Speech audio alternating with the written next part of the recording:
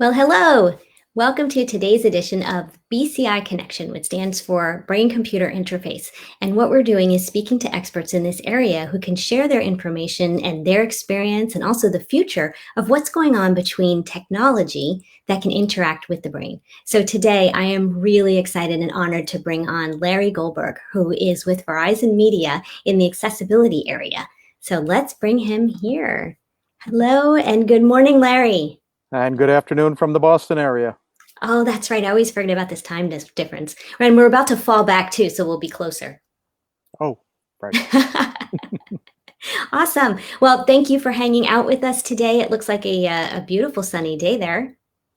We try to squeeze every last minute out of our fall because who knows what's coming next year in New England.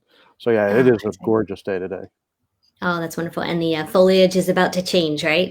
It is absolutely changing. And while we talk, I'm sure some leaves will be falling in the picture. No, lovely. Well, I'm a Jersey girl displaced in the desert visiting California right now. So I'm not seeing the colors and things, back east like they could be. So thank you for sharing with us. So Larry, for the people who are joining us, I don't know if they know specifically what's going on in the area of accessibility with Verizon. But before we get there, I'd love to find out your history and how you got involved in this space. Well, my background in the field is from the side of technology and media. I've always loved playing with any kind of form of technology or media, going all the way back for some of your older viewers to Super 8 millimeter films Oh, in wow. high school. And every time any form of media got upgraded, I absolutely grabbed my hands on Portapack video at half inch and three quarter and all the way to the world of digital. Mhm. And along that way, I began learning about other things you can do when you connect a computer to a media device like video. And one of those great intersections is closed captioning, Right. where actual data is embedded in video to create accessibility in this case. Mhm. And so during my studies on video and technology, I learned about the technology of closed captioning and happened to then be approached by the inventors of closed captioning, public Wow. broadcasting. Uh-huh. And I always tell how my interview went something like this. Do you know what closed captioning is? Yes, it's that data that's embedded on line 21 of TV pictures. You're hired. And that was my job. Wow. Because it was kind of esoteric back then. Yeah. And ever Well, let me, since then, yeah, go ahead. before you go on, let me just expand on a couple things. When you talk about like the digital, the tape to digital, right? We're talking about like VHS tape, right? And then the what was the one after that? Because the tapes just kept getting smaller. Right. It was VHS. Before that was three quarter. So, three quarter inch, half inch. And then it Hmm. went straight to digital. At that point, we were all ones and zeros on any kind of storage medium and transmission. Wow. Okay. So as a consumer, we went from like these really big cameras, that you go buy in Best Buy and they got smaller and smaller and smaller. And then digital, now you're doing it on your phone. And then closed captioning, I feel like is like this black hole, like that people really don't understand. Just one day, all of a sudden, words show up at the bottom of the screen, and then we expect them to show up on all YouTube videos. So can you help us with that a little bit? It's magical. It's so magical. Yeah. Yeah, the idea in the older days is you'd actually have to take a digital signal and re-record your video with the captions hidden in the video picture. But things evolved pretty quickly through the 90s and into the world of digital video and DVDs and QuickTime Online. Apple was some of the first. And the idea is that every letter in your video that's spoken is actually a piece of digital signal, and you can transmit that wherever your video goes, like right now where we are live on Facebook. But anywhere a video could go, you could actually add a digital stream that represents all the text. And Mhm. whether it's someone typing out all the words in advance, or a court stenographer who actually sits there and listens to what you're saying and types at 200, 300 words a minute, Wow. and that signal just gets sent right along with your video. And you mentioned YouTube. Same deal. It could either be a human actually transcribing and turning that into digital signals, or you can use automatic speech recognition, which hears the sound of our voice and uses machine learning and AI to turn what we say into actual text. And that's Which is becoming more and more amazing. prevalent. Yeah. It's amazing. And I have to tell you, so with YouTube was one of my first experiences, and it said, turn on closed caption. And I was like, oh, that's a great idea. So I click it, and I'm like, okay, great. Like, it's just going to happen. And it's like, opens up this text box where you can start, doing, I'm like, I don't want to do that. But then you're expecting what you're talking about, machine learning, which we weren't there yet. But in my mind, I thought this is great. It's just going to happen. Then when it started, there are automatic programs now, but it doesn't pick up the nuances of like two. So you get TWO and you're really saying TOO. And so Yeah. you'll see a lot of those misspellings. That's the proof that machines, as much as we think technology can do anything, is, humans are still kind of useful. And I'm sure automatic speech recognition will get to the point where all those nuances are picked up, but it's actually not there yet. So, for instance, right now, you and I are talking. It doesn't necessarily know which one of us is May and which one is Larry. Right. So those kinds of things, or if one of us starts laughing, a human would put in laughing in parentheses. And it's getting better. You can see some of that now on the automated systems, but it needs to improve yet a little bit more. Heavy accents, noise in the background, music playing, all will confound the machine. No, so true. And then I want to bring in this piece of accessibility. And so for those of us that really don't need the closed captioning, we'll do it like because it's everybody in the house is sleeping and we want to watch a video, right? How did that come up for you in the space of, look, I'm really doing this because people need access because they can't actually hear? Yeah, these days we say everyone needs captions, whether you have a hearing impairment or not. And we do find that a vast majority of the people who use captions on all of our media, Verizon media, most of them are not deaf or hard of hearing. Most of them are either having a two-screen experience, they're watching television, and they're looking at something on their phone. They may be on public transportation. They may be late at night where they don't want people to hear, or they speak another language, and it's helpful to see the English translation so that they can learn the language better.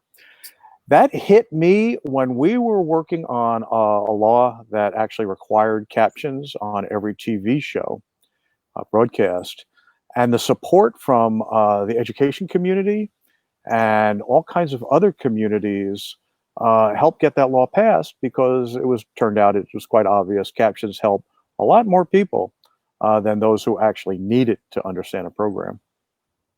Wow. Okay. That actually brings me to my next question, which is what's new in this space? Well, as we talked about, automatic speech recognition is getting better and better. Again, it's not there yet. But as soon as we got to the point where, for instance, YouTube launched it as a utility that you can simply turn on for automation, blind people started asking, what about automatic image recognition? Nice. Much harder. Right. And that became a challenge for the advanced technologists who say, let me look at this picture of May and get a description of what she looks like, because a blind person would like that setting, and where you are. And then on TV programs where video description or audio description is quite common now, you can see it on broadcast, on Netflix, Prime, Hulu. It's very hard to describe a scene with context. Where is that person? What in this picture matters so that a person who can't see could actually get an equal experience? And so image recognition, dynamic images, things that move, are really the next big technology challenge. And we're really at the beginning of that. If you post a picture to Facebook, they could recognize about 100 or so different images: a dog, a cat, a beach. You can upload your entire photo library to Amazon, and it will tag them pretty well. But go ahead and post a scene where you're walking down the street with a friend and you're walking a dog. That's when it gets really hard. It's that dynamic scene description where we are still in the very early days. Interesting. And then I think of when we're working in AAC or assistive communication, we're talking about noun town, a lot of nouns, So you said dog, person, building, tree. But what about verbs like hugging, How do you train it to see that or label that? Well, like in so much technology, some of the most advanced work is being done in the security field. So you can probably find some public documents, but mostly it's behind the scenes where the NSA, where the Mm. CIA, FBI will actually have video cameras in an airport, and they'll see someone walk through with a backpack. And then the next scene they walk through, but where's the backpack? Hmm, Mm. that's a security concern. Did that backpack get left somewhere? So that kind of contextual image recognition, or on a much less security-minded level, someone who's hugging, is that different than someone who's wrestling? Yes, perfect. Yeah. Yeah, you want to know. Or, Hmm. you're doing videos about dogs. You want to know what kind of dog, not just dog, Hmm. because you're a dog lover. You want to know it's a golden doodle or a Great Dane. And that's where some of the advances are happening. Get down to more granular levels of images, action, verbs for someone who is doing AAC. The difference between eating and breathing and putting something in your mouth, maybe a child shouldn't put in their mouth. You really want to know that, and that's where some of the advanced technology is now trying to figure out. Excellent. And can I just take a step back? How does Verizon get involved in that? Like, I think of Verizon as a carrier. Well, Verizon has three major divisions. The carrier is Verizon Consumer, and that's where Mm. most people know about Verizon. There's also Verizon Business, which is all our enterprise technology and the backbones and what companies would buy. And then there's Verizon Media, which is where I sit. And that is a tremendous amount of content from the Yahoo brand, the AOL brand, HuffPost, Engadget, Yahoo Finance, Yahoo Mail. And that's where we have a lot of content that we want to make sure is accessible to our users. And the apps that we create, all the apps on your phone, Verizon Media and the Yahoo brand has a tremendous number of apps. And my group actually works to make sure that anyone who has a disability can have equal access to all of that. Excellent. Wow, Larry, I just learned so much. Thank you. I'm sure that people watching, I got Megan here from Cognition. Here, let me just show you. I love I can use this. So Megan says, just when I didn't think technology could blow me away anymore. Wow. Oh, it can and it will. And what cognition's doing with a brain computer interface, that has floored me. Uh, Excellent. That brings us to what's next. Yes. we originally found each other, I believe, because of the work I'm doing on XR accessibility. And XR is a catch-all term for virtual reality, augmented reality, immersive reality. And many of us in the field of both advocacy for people with disabilities and in high tech realize that though it's been the next big thing for many years, and gamers are very much involved in virtual reality, we know it's going to go mainstream, and we wanted to make sure that it would be fully accessible when it becomes common and Mhm. easily available for everyone and affordable.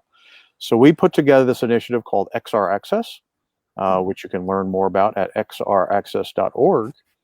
And it's an incredible community of people with disabilities and technologists all over the world who really do see that this is a platform we need to work on now before it goes common and mainstream. And there in that community are people with physical impairments, mobility impairments, and this notion of a brain computer interface so that when you are controlling or in an immersive environment, you can have totally equal access. Is fascinating to us, and we are absolutely working on it. And then the question is, well, in a lot of virtual reality, you have a controller in your hand. You may Yes. be using a smartphone. You may Mhm. be using eye gaze or a head mounted display. Mhm. And we want to make sure that no matter what kind of interface you're using, you can take advantage in a learning environment, in an employment training environment, or pure entertainment or travel. So that's when we began looking and hearing from folks like you to Mhm. say, oh, we have a dog in this fight too. We are very interested in how we can change the whole input output structure and make sure everyone's included. Right. You probably have, I'll ask you anyway, have you tried the Oculus? Yes. Yes. Yes. And Yeah. what I love is the haptic feedback. That was really surprising. Haptic feedback is essential. It was very nice of Facebook and Oculus to actually donate a number of their devices to our working group on immersive closed captioning. This was fantastic. So we actually have a prototype where you go into a virtual environment or a 360 video. Where would the captions be if you turn your head? What if someone's behind you talking? Should the captions be smaller or have Right. a little Right. arrow that says over there? That's where this Yeah. person is. And we've actually been developing this notion of how should closed captioning work in immersive environments. And Oculus provided us with devices so we could try it out. Fantastic. Yeah. Wow. That's amazing. Is there anything else that you want to share? Is there things that you're working on or places you can go? We will drop that xraccess.org into the chat. Well, we are working on this XR Access initiative with a mind towards, okay, virtual reality is today the next big thing. What's next after that? And after that? And after that? So we're creating a template for new technology accessibility and how to approach it. So, of course, we're looking at AI and machine learning. What should we look to exploit in those fields, and what should we beware of in those fields? Because there are concerns about, of course, privacy, about how computers are modeling AI. Luckily, early on, people were looking at the notion of, okay, I've got 1 million images, but not one of them has a person in a wheelchair. Mm-hmm. So if the machines are learning that all humans stand on 2 feet, that Yes. machine's not getting good data input. So for many of those kinds of issues, AI fairness and AI equity, there are a lot of people working around those issues to make sure that we understand the human condition is really quite diverse, very different. Not just around things like male, female, or what race you are, but how you present to the world. And sign language, for instance. Recently, Google Research announced that movement within a video conference may need to recognize that someone's moving their hands a lot. Oh, that's a sign language interpreter or Oh, yeah. user. Let's Mm-hmm. focus on them because everyone needs to be able to see the sign language. That's right. And you can make it prominent now, Yeah, right? yes. And the new Apple iOS will recognize both sounds that should alert people as well as movement. In FaceTime, you got a group of people in FaceTime, one of them is signing. Oh, let's make that more prominent. We need to be able to see that. So Beautiful. this notion that the human condition is way more diverse, there is no such thing as typical, is what the advanced AI and machine learning is and needs to focus on. Well, excellent. Larry, I have to thank you for joining us. Before this, we talked privately, and I told you the reason why we thought doing this BCI episodes, these sessions, was so important is because there's such a negative side that I'll say streaming sites like Netflix and these other groups are doing, where you think that these computers are going to take over the world, and the BCI is going to take over sense of self, and eventually we won't need to even be here, right? I've seen so many where they take over the human race, and I love listening to the beauty of the journey, from people like yourself who are seeing where BCI can fill those gaps and can continue to help us and grow and progress. And this is the side that we really want to be sharing. So really, thank you so much for everything that you're doing and for joining us. Absolutely. I'll just leave you with a quote from my friend Sarah Hendren, very big designer in the field, who says, all technology is assistive technology. And if we think of it that way, then we think about as we develop new things, it can be for good, as long as we're conscious of that. Beautiful. Thank you, Larry. And I hope you'll get back on Facebook with us. Larry says he's not big on Facebook, so we dragged him here. Trying to stay quiet these days. Thank you. Thank you so much, and have a good rest of your day. Thanks for inviting me. Bye-bye. Woo! Well, that was so fun. I learned a lot. I hope that you did too. And I want to thank you for joining us, because today's episode of BCI Connection was brought to you by the SpeakPros app. It's an intuitive interface that allows people to express themselves using face and eye tracking technology on the iPad. You can find out more about SpeakPros by contacting me or going to speakpros.com. Thanks so much, and have a great rest of your day.